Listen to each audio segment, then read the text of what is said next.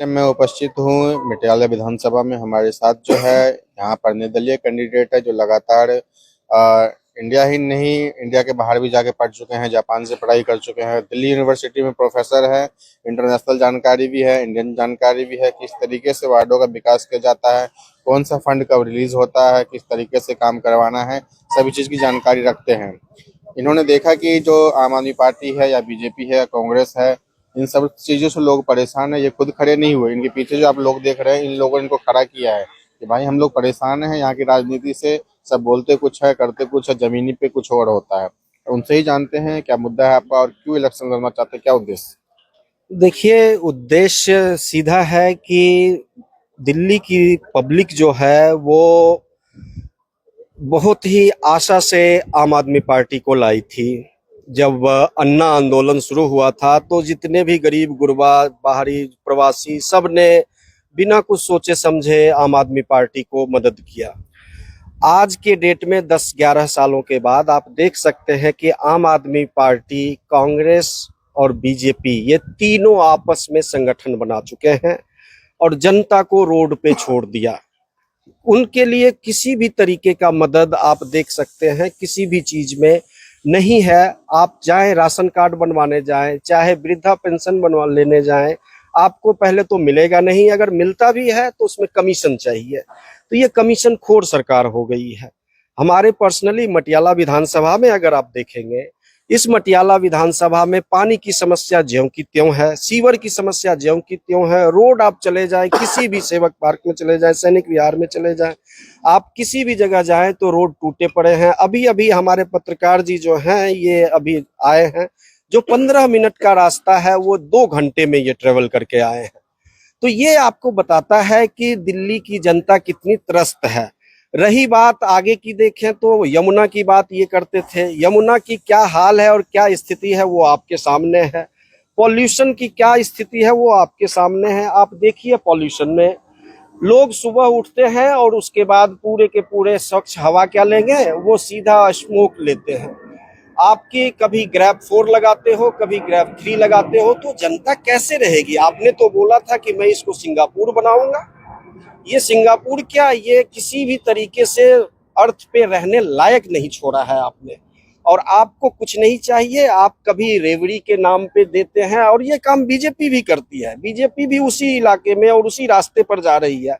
महाराष्ट्र का चुनाव हुआ, उस महाराष्ट्र के चुनाव में आपने 2100 रुपये योजना दिया, सारी महिलाओं को, बच्चियों को दिया। वो क्या था? वो भी तो एक रेवड़ी था। तो अरविंद केजरीवाल जी हो, चाहे बीजेपी सरकार हो, चाहे कांग्रेस की सरकार हो, ये सब आपस में एक गठबंधन कर चुके हैं कि आपस में हम बांट करके खाएंगे और जनता को हम इसी तरीके से निहत्था छोड़ देंगे। जनता मरे। प्रवासी जितने हैं उनकी स्थिति ये है कि आप शाम से शाम तक कमा करके लाएं और उसके बाद आप कमीशन के रूप में सरकार को दे दें। कोई फैसिलिटी नहीं, कुछ नहीं, नाली का निकास नहीं, पानी का निकास नहीं।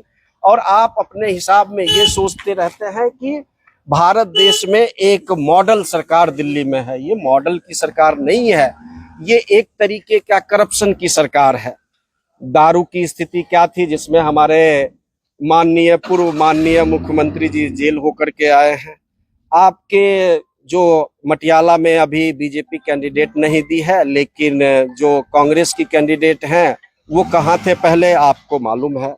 आपको सब पता है कि ये कैंडिडेट जो हैं वो कांग्रेस के कैंडिडेट हैं। तो जब कांग्रेस के कैंडिडेट आपके टिकट से आ रही है तो फिर मैं कैसे समझूं कि आम आदमी पार्टी और कांग्रेस पार्टी अलग है? ये दोनों एक है। और बीजेपी तो अपने हिसाब में चलती ही रहती है। 15 लाख रुपए, आज तक 15 लाख रुपए किसके अकाउंट में आया ये बताएं मुझे। तो स्वच्छ राजनीति होनी चाहिए, समाज में जनता मालिक होनी चाहिए, जनता जो चाहेगी वही होनी चाहिए और जनता के लिए आप काम करें। यहाँ कोई, ये दिल्ली की राजधानी है, यहाँ कोई भी इस तरीके के लोग नहीं होने चाहिए जिनको शाम में घर से अपने बच्चियों को निकलने में डर सा लगे। आपकी सिक्योरिटी लैप्स हो चुकी है। ये स्थिति ये दर्शाता है कि यहाँ के बच्चे कैसे स्कूल में पढ़ें, कहाँ जाएं। ये बहुत कहते रहते हैं कि शिक्षा में हमने ये कर दिया। शिक्षा में क्या किया है? अगर शिक्षा आपने अच्छा किया होता तो आज सारे बच्चे हमारे सरकारी स्कूल में पढ़ते। कितने सरकारी स्कूल में बच्चे पढ़ रहे हैं और किसके बच्चे पढ़ रहे हैं ये भी आपको मालूम है। आप दलित समुदाय के लिए कहते हैं कि मैं अंबेडकर स्कॉलरशिप लेकर के आ रहा हूं। क्या दलित समाज आपको आज दिखाई दिया? इतने दिनों से आपको नहीं समझ में आ रहा था? केजरीवाल जी, आप अपने स्थिति को, अपने अंतर्मन को देखें और फिर आप खुद कहें कि क्या मैं जनता के साथ सही निर्णय लिया हूं या जनता के साथ मैंने धोखा किया हूं। मेरा सिर्फ और सिर्फ यही कहना है कि जनता को आगे आना चाहिए और मैं भी जनता हूं और मैं इसीलिए किसी भी पार्टी से टिकट नहीं लिया कि मैं लोगों को एक समर्थन, लोगों की समर्थन और लोगों की बात 24 आवर्स सुनूंगा। आप जितने समय में जिस समय ढूंढेंगे उस समय में मैं आपकी बात रखूंगा। ये होती है जनता की सेवा करना। ये कतई नहीं होता है कि मैं बच्चों की कसम खाता हूँ, आपके लिए हम सब कुछ करते जाएंगे, आपके लिए हम स्वराज लाएंगे। ये सब ढकोसलेबाजी थी। केजरीवाल जी, आपका समय चला गया है, जनता आ रही है, गद्दी जल्दी से जल्दी खाली करो, जनता बैठेगी और कोई आपका इलाज अब नहीं हो सकता। चलिए अब यहाँ की पब्लिक से बात कर लेते हैं। क्या क्या समस्या होती है? पानी की, नालियों की, सीवरेज की, साफ सफाई की, क्या क्या समस्या रहता है?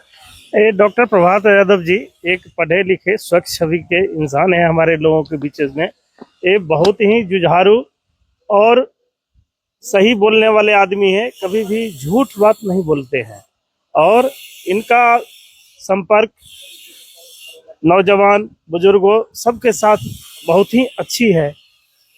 कोई भी जाति का आदमी है, इनमें कोई भेदभाव नहीं है, इसलिए हम लोग इनको बहुत ही अच्छा मानते हैं जो हमारे बीच से आगे बढ़ रहे हैं और हम कॉलोनी वाले इनके साथ पूरी मतलब हिम्मत से पूरा समय तन मन धन से साथ में हैं। आप सर क्यों साथ में प्रभात कुमार जी के साथ?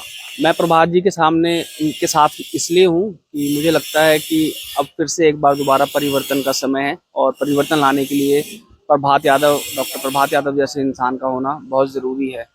अभी जो सरकार है उस सरकार में मैं देख पा रहा हूँ, नाली है पर निकासी नहीं है, पानी का कनेक्शन है पर पाइप में पानी नहीं है, समय समय पर लाइट भी जाती रहती है। जैसा कहा जाता है कि 24 घंटे लाइट रहती है, लेकिन लाइट में भी कटौती दिखाई देती है। तो मैं अभी जो करंट सरकार है, मैं उससे थोड़ा सा निराश हूँ। तो मुझे लगता है उन सबको ठीक करने के लिए इस मटियाला विधानसभा से डॉक्टर प्रभात कुमार यादव जैसे कैंडिडेट का होना बहुत ज़रूरी है। आप क्यों साथ दे रहे हैं सर? बेसिकली प्रभात जी जो हमारे कॉलोनी के हैं और पढ़े लिखे, ईमानदार, जुझारू, मेहनती है और जो अभी फिलहाल जो हमारी समस्या है वो इस निजात दिलाने में जरूर हमारी मदद करेंगे, इसलिए हम इनके साथ हैं। क्या क्या समस्या सर आ रही है? सही है कि हमारे डॉक्टर प्रभात जी बड़े कर्मठ और जुझारू व्यक्ति हैं, पढ़े लिखे इंसान हैं, दिल्ली यूनिवर्सिटी में प्रोफेसर हैं और इनका सबसे बड़ा मुद्दा है कि स्वच्छ और निर्मल राजनीति करके लोगों की जो सुविधा है वो हासिल करवाएं। यहाँ पे पानी की समस्या है, यहाँ की नाली की समस्या है, ये सब चीज़ जो है आम आदमी के लिए बहुत ज़रूरी चीज़ है। इसी को ध्यान में रखते हुए हम लोगों ने ये निर्णय लिया है कि परिवर्तन लाना बहुत ज़रूरी है। क्या परिवर्तन जरूरी है सर? बिल्कुल जरूरी है। देखिए डॉक्टर प्रभात कुमार यादव जेएनयू से पीएचडी किए हुए हैं। पीएचडी कोई ऐसे ही नहीं कर लेता, समझदार इंसान है और साफ सुथरे इंसान है। और समस्या जो दिल्ली की है आप सब जानते ही हैं, ना पानी की व्यवस्था है, ना स्कूल की व्यवस्था है। अभी आप कॉलोनी में आप हमारे सामने देखिए, नालियाँ सारी भरी पड़ी है, कोई देख रेख नहीं है। तो परिवर्तन जरूरी है, तो हम इनके साथ इसलिए। तो प्रभात जी के समर्थन में काफी लोग हैं और आप क्या कहना चाहते हैं? समर्थन में है प्रभात यादव? बिल्कुल बिल्कुल 100% समर्थन में है और ये पढ़े लिखे हैं। मैं तो पब्लिक से यही अपील करना चाहता हूँ कि एक बार पढ़े लिखे को मौका दे के देखिए, ये आपके लिए काम करता है या नहीं करता है। अगर नहीं करेगा तो आप अगली बार मैं अपील नहीं करूंगा। एक बार मेरे ख्याल से एक बार मौका देना चाहिए। तो साफ सब कहना पब्लिक का, सभी पार्टियों को आपने देख लिया, कांग्रेस, आम आदमी, बीजेपी, एक बार निर्दलीय को देखिए कि काम कैसे होता है, नालियाँ साफ कैसे होती है, पानी कैसे आता है, वाटर सप्लाई कैसे ठीक होता है, इलेक्ट्रिसिटी कैसे आता है और स्ट्रीट लाइट्स कैसे जलते हैं, स्कूल हॉस्पिटलिटी कैसे सही होता है। दिल्ली से रंजन जायसवाल की रिपोर्ट।